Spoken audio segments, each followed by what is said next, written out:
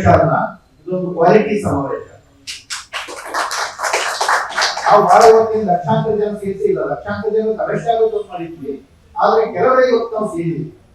ಆದ್ರೆ ನಾವು ತೆಗೆದುಕೊಂಡಿರುವಂತಹ ತೀರ್ಮಾನಗಳು ಅದು ಕೆಲವರ ತೀರ್ಮಾನಗಳಲ್ಲ, ಅದು ಇಡೀ ಕರ್ನಾಟಕದ ಎಲ್ಲಾ ದುಡಿಯುವ ಜನರಿಗೆ, ಎಲ್ಲಾ ಜನಸಾಮಾನ್ಯ ವರ್ಗಗಳಿಗೆ ಸೇರಿರುವಂತಹ ತೀರ್ಮಾನಗಳನ್ನ ನಾವು ಕರ್ನಾಟಕದ ಎಲ್ಲಾ ಜನಪರ ಸಂಘಟನೆಗಳ ಪರವಾಗಿ ತೀರ್ಮಾನ ತಗೊಂಡಿದ್ದೇವೆ. ಇವತ್ತೇನ್ ತೆಗೆದುಕೊಂಡಿರುವ ತೀರ್ಮಾನವನ್ನ ವರಲಕ್ಷ್ಮಿ ಅವರು ಹೇಳಿದಂಗೆ ಇದು ಆರಂಭ ಬಿಂದು. ಅಂದ್ರೆ ಈ ಸರ್ಕಾರದ ಜೊತೆಯ ಗುದ್ದಾಟದ ಪರ್ವವನ್ನ ಪ್ರಾರಂಭ ಮಾಡುವಂತಹ ಆರಂಭ ಬಿಂದು ಅಂತ ಪರಿಗಣಿಸಿ ಇದನ್ನ ಮತ್ತೆ ನಾವು ಹಿಂಗೆ ಒಂದು ಈ ಸರ್ಕಾರವನ್ನು ಬಗ್ಗಿಸುವ ಮಟ್ಟಕ್ಕೆ ತೆಗೆದುಕೊಂಡು ಹೋಗ್ತೀವಿ ಅನ್ನೋದು ನಮ್ಮ ಮುಂದಿನ ದೊಡ್ಡ ಸವಾಲು. ಸಮಾವೇಶ ಮಾಡಿ ಇವತ್ತೊಂದಿಷ್ಟು ನ್ಯೂಸ್ ಕವರೇಜ್ ಮಾಡಿ ಫೋಟೋ ತಗೊಂಡು ಮುಂದೆ ಏನು ಅರ್ಥ ಇಲ್ಲ. ಇದನ್ನು ಹೆಂಗೆ ಈ ಸರ್ಕಾರ ಕೇಳ್ತಿಲ್ಲ, ಅದ್ರ ಬಗ್ಗೆ ಸ್ಪಷ್ಟ ಆಯ್ತು. ಸರ್ಕಾರದ ದಾರಿ ಏನು, ದಿಕ್ಕೇನು, ಅವ್ರು ಯಾವ ಕಡೆ ಹೊರಟಿದ್ದಾರೆ, ಯಾರು ಸೇವೆ ಮಾಡ್ತಿದ್ದಾರೆ, ಎಲ್ಲ ಸಮಾವೇಶದಲ್ಲಿ ನಿಚ್ಚೊಳಗೆ ಮುಂದೆ ಬಂದಿದೆ. ಇದ್ರ ಬಗ್ಗೆ ಏನ್ ಸೇರಿಸಿಕೊಂಡು ಮಾತಿಲ್ಲ. ಅಷ್ಟು ಎಲ್ಲ ವೇದಿಕೆ ಮೇಲಿರುವಂತಹ ಎಲ್ಲ ಭಾಷಣಕಾರರು ಅಷ್ಟು ಅರ್ಥಪೂರ್ಣವಾಗಿ ಮಾತನಾಡಿದ್ದಾರೆ. ಬಡಗಲ್ಪುರ್ ನಾಗೇಂದ್ರ ಅವರು ಸಮಗ್ರವಾದಂತಹ ಒಂದು ಜನಾಗ್ರಹ ನಿರ್ಣಯವನ್ನು ಕೂಡ ಸಭೆಯ ಮುಂದೆ ಇಟ್ಟಿದ್ದಾರೆ. ಅದಕ್ಕೆ ಒಂದು 4 ಸೇರ್ಪಡೆಗಳು ಬಂದಿದೆ, ತಿದ್ದುಪಡಿಗಳು, ಅವರ ಸೇರ್ಪಡೆಗಳು ಬಂದಿದ್ದಾರೆ. ಆ ಸೇರ್ಪಡೆಗಳು ಏನಪ್ಪಾ ಅಂದ್ರೆ 4 ಬಂದಿರುವಂತದ್ದು. ಒಂದು, ಬೆಳಗಾವಿನ ಎಪಿಎಂಸಿ ಮಾರುಕಟ್ಟೆ, ಖಾಸಗಿ ಮಾರುಕಟ್ಟೆಗೆ ಇವರು ಅವಕಾಶ ಮಾಡಿಕೊಟ್ಟಿದ್ದಾರೆ. ಅಂದ್ರೆ ಸರ್ಕಾರಿ ಎಪಿಎಂಸಿಗಳನ್ನ ಮುಚ್ಚಿ ಖಾಸಗಿ ಎಪಿಎಂಸಿಗಳಿಗೆ ಅವಕಾಶ ಮಾಡಿಕೊಡುವಂತ ತೀರ್ಮಾನವನ್ನ ಕೇಂದ್ರ ಸರ್ಕಾರ ತಗೊಂಡಿದೆ. ಅದನ್ನು ಆಯಾ ರಾಜ್ಯಗಳಲ್ಲಿ ಇಂಪ್ಲಿಮೆಂಟೇಷನ್ ಮಾಡಿ ಕೊಟ್ಟಿದ್ದಾರೆ.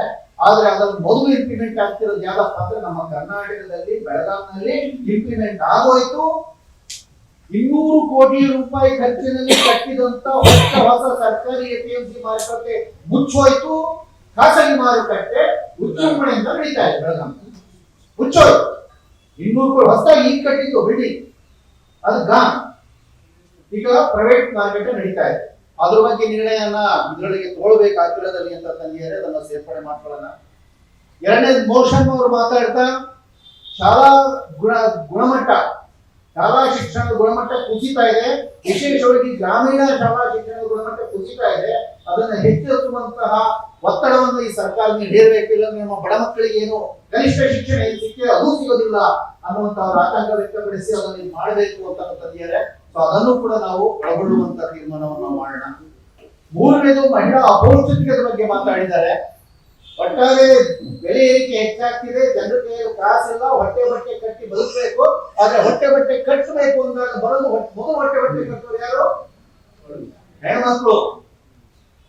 ಹೊಟ್ಟೆ ಬಟ್ಟೆ ಕಟ್ಟದೇ ಬಿಡೋದು ಬಿಡಿ, ಅದ್ರೊಳಗೆ ಯಾರು ಒಂದು ಹೊಟ್ಟೆ ಬಟ್ಟೆ ಕಟ್ತಾರೆ ಅಂದ್ರೆ ಹೆಣ್ಮಕ್ಳು ಹೊಟ್ಟೆ ಬಟ್ಟೆ ಕಟ್ತಾರೆ. ಯಾಕಂದ್ರೆ ಮೊದಲು ಮಕ್ಕಳಿಗೆ ಗಂಡಸರಿಗೆ ಆದ್ರೆ ಹೆಣ್ಮಕ್ಳಿಗೆ ಊಟ. ಹಂಗಾಗಿ ಹೆಣ್ಮಕ್ಕಳ ಅಪೌಷ್ಟಿಕತೆ ಹೆಚ್ಚಾಗ್ತಿದೆ. ಇನ್ನು ಏನು ಜನ್ಮ ಕೊಡುವಂತ ಸಂದರ್ಭದಲ್ಲಿ, ಹೆರಿಗೆ ಸಂದರ್ಭದಲ್ಲಿ ಸಾವುಗಳು ಹೆಚ್ಚಿಗೆ ಆಗ್ತಾ ಇದಾವೆ. ಸೊ ಹಂಗಾಗಿ ಈ ವಿಚಾರಕ್ಕೆ ಸಂಬಂಧಪಟ್ಟಂಗೆ ಏನು ಒಂದು ಆಗ್ರಹ ಸೇರ್ಪಡೆ ಮಾಡಬೇಕು ಅಂತ ಹೇಳಿದ್ದಾರೆ. ಅದನ್ನು ಕೂಡ ನಾವು ಸೇರ್ಪಡೆ ಮಾಡ್ಕೊಳ್ಳೋಣ. 4ನೇದಾಗಿ ಇನ್ನೊಂದು ಬಂದಿದೆ. ಈಗ ಬಗರ್ ಹುಕುಂ ಅರ್ಜಿಗಳನ್ನ ತಿರಸ್ಕರಿಸಿ ಬಿಸಾಕುವಂತ ಒಂದು ಪ್ರಕ್ರಿಯೆಗೆ ಒಂದು ವೇಗ ತಂದಿದ್ದಾರೆ. ಅದೇನಪ್ಪ ಅಂದ್ರೆ ಡಿಸಿಗಳಿಗೆ ಒಂದು ಸೂಪರ್ ಪವರ್ ಶಕ್ತಿಯನ್ನು ಕೊಟ್ಬಿಟ್ಟಿದ್ದಾರೆ.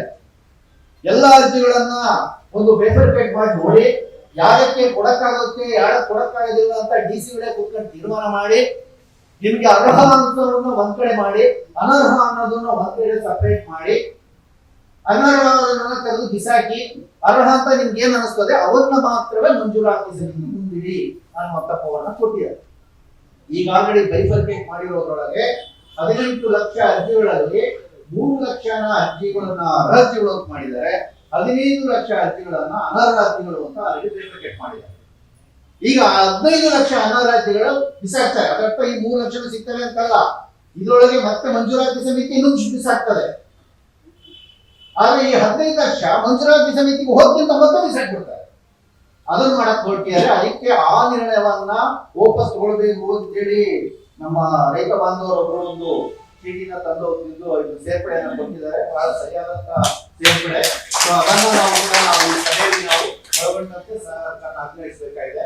ಹಾಗಾಗಿ 4 ಸೇರ್ಪಡೆಗಳ ಜೊತೆ ಬಡಗಲ್ಪುರ್ ನಾಗೇಂದ್ರ ಅವರು ಮಾಡಿದಂತ ಏನು ಜನಾಗ್ರಹ ನಿರ್ಣಯ ಏನಿದೆ ಅದನ್ನ ನಾವೆಲ್ಲರೂ ಕೂಡ ಈ ಸಭೆ ಅನುಮೋದಿಸುತ್ತೆ ಅಂತ ಹೇಳಿ ಒಂದು ದೊಡ್ಡ ಚಪ್ಪಾಳೆ ಮೂಲಕ